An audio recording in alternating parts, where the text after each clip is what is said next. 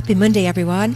Hope you've had a great weekend as we're on the Christmas countdown. I posed a question in my FitPro groups to ask on this little section that I do every day for group fitness teachers, what did everybody want ideas for? One of the most popular topics was mobility exercises, especially as we're heading into 2025 and maybe you're putting your class ideas together. You could be doing a mobility beginners course in January, or you want to create maybe some downloads, parts for your membership and your website that's all around mobility. So I thought, let's do some mobility ideas. And today I'm going to do hip mobility for you today. And of course, if you would like the choreography breakdown, all you need to comment underneath is mobility. And if you are a Fit Pro and you need help with your business, come and join my supporter program. Every day I go live at 7:30. And I've got a huge whiteboard around cortisol and nervous system regulation for Fit Pros that I'm doing today. So come and join us for that. But let's have a look at mobility that we can do for the hip. Now, these exercises are suitable for all levels, all ages.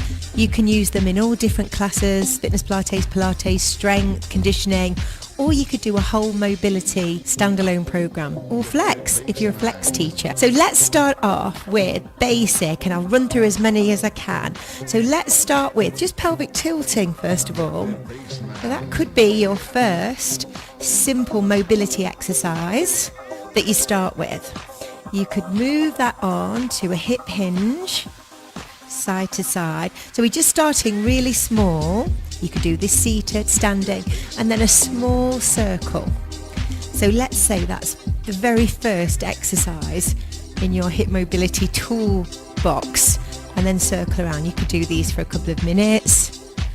Okay, then let's move on, and then let's do a knee lift and hip abduction, and then hip extension, and then circle. So that becomes a small combination that again you could do on one leg. You could put the foot down in the middle, and again this is a nice way to do very simple hip mobility. So maybe that's exercise 2, and then change to the other side. So it's a single knee, we're out to the side, we lean in.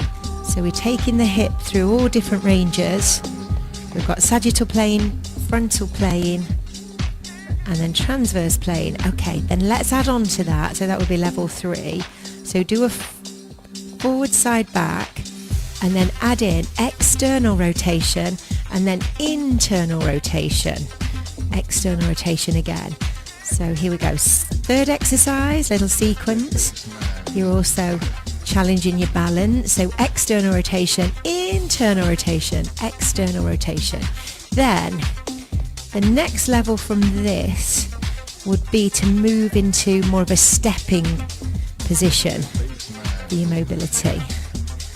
Okay, so you might do the pelvic tilt, you might do this hip mobility, and then you're ready to add on. When I get balance, you could add a step then. So again, this is hip, so it becomes a step forward, lateral, step back, and then external rotation again. So step forward, and even like a clock lunge is again great for the hips, and then external. So I'll do one more. Now if you've got people that struggle with knees, this can just be a small step, the femur, and then internal. Here we go, is moving the pelvis, the hips, so that's your next level. And then remember, we are going external and internal. Okay, so you could try those first. Now let's move on. Next series, and you would do maybe 8-10 reps of these. So we're just going forward and back with the femur first. Then we're going to hold it. We'll go out and across the body, like this, and then a figure of 8. So that's another hip mobility exercise. Yeah, so remember, just comment mobility and I'll send you the list of the exercises that we're doing for hip mobility. So again, forward and back. I can get my balance, and then abduction, adduction across the body. We'll do a few, and then a figure of 8. So there you go. Oh, thanks Zoe, how are you? Good, one more. Now let's move on. Let's take the legs wider and move into some lateral lunge again, just to again get the hips moving. So let's do 8 like this, and then again just challenging some different ways. Now in the middle of this, hold, soften the knees, unload the knees and turn to the side, and then just lunge down. So again, so we get a hip flexor here, just small pushes. A little combination there. Then turn, unload the knees, come back to the center and lunge side to side. Rich, good morning, how are you? And then hold it, unload, turn, and then this way. There we go. So push the hip flexor forward. Good, good, good. And then come back to the center. So maybe that's the 4th or 5th combination. Now, little combination to go deeper. Your clients need to be able to do this with their knees. So see how this feels. You're going to hold, legs are wide, the back straight, going to bring the hands together, sink down. So this is much harder. Using the hands and your arms and pushing the hips there from side to side. So this might not be for your level 1. I'm just swaying the hips there from side to side. Now I'll sit there for a good 30 seconds, arm in front, and then back straight, push up, come down. And that could be a little combination. So it could go 1, 2, 3, push 4, 5, 6, 7, 8, head up, 1, 2, 3, 4. Oh, you are very welcome. I'm glad it helps you. Hands together. This is a combination I use all the time in my online sessions. Head up. So try that. Maybe do 8 and then come back down. There's so many hip exercises you could do. So there's a collection of standing. If you come down onto your knees, I would recommend all of you that teach Pilates as well, you do some of these hip isolations, mobility exercises, maybe before you do shoulder bridge. So can you see, when you first start to do this, you barely get the knee down, but you soon increase your range, and you could go from there, and maybe you just do 8 or 9, or do this before you do your squats in body conditioning, so people are able to squat more effectively and efficiently. Then the next level would be both. So again, I'm just coming across, pushing the hip forward.